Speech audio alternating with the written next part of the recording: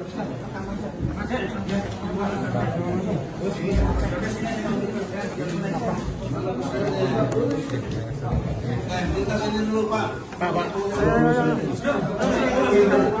dulu. Ini saya di. Nggak boleh, Pak. Ini masih di ruang sidang. Masih di ruang Polisi sidang. justru belum nggak boleh Kondisikan. masuk. Bentar sini. Kita kondisikan juga teman-teman. Ya. Boleh, ini peristiwa hukum. Saya bicara. Saya dulu ya. Ini udah belum? Udah itu belum?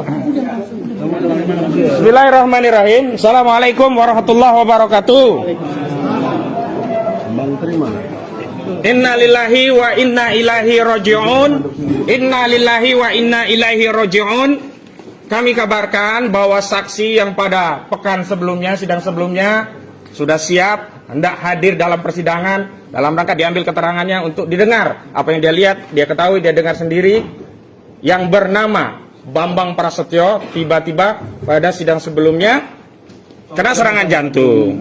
Tapi pada kesempatan kali ini kami mendapatkan kabar dari saudara jaksa penuntut umum bahwa saksi Bambang Prasetyo meninggal dunia.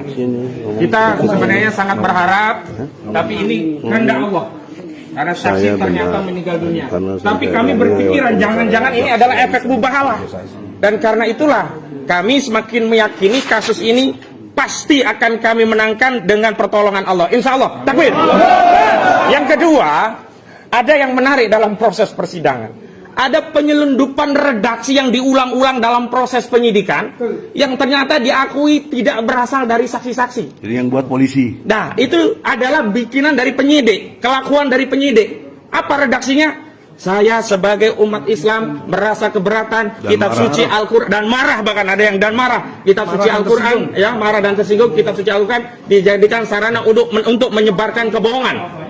Dan itu selalu berulang-ulang, padahal setiap saksi ketika kami verifikasi melalui proses tanya jawab, ya, ternyata tidak menyatakan itu. Ini menunjukkan apa? Ada desain dalam proses BAP, ada desain yang mengarahkan seolah-olah ya ada unsur penistaan agama dalam proses penyidikan. Yang kedua, yang ketiga begitu. Desain itu juga ada dengan munculnya nama kakak ibu negara, Nyonya Iriana yang bernama Anto. Anto. Ternyata Kakak Anto kandung.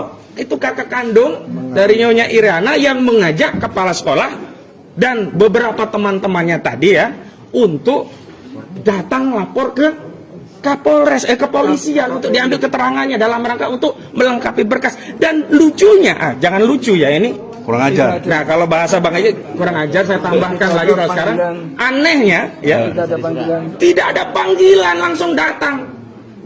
Aneh apa aneh ini? Aneh.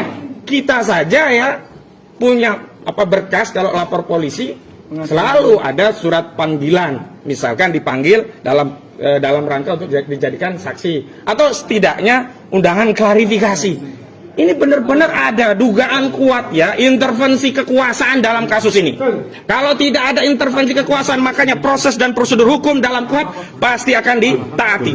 Itu yang perlu saya sampaikan, dan saya harapkan Gus Nur tetap semangat, karena ini perjuangan bukan hanya perjuangan Gus Nur, tapi ini perjuangan kita untuk memastikan legasi sejarah bangsa dan negara Indonesia. Kita tidak ingin memiliki presiden dengan ijazah palsu. Takbir. Assalamualaikum warahmatullahi wabarakatuh.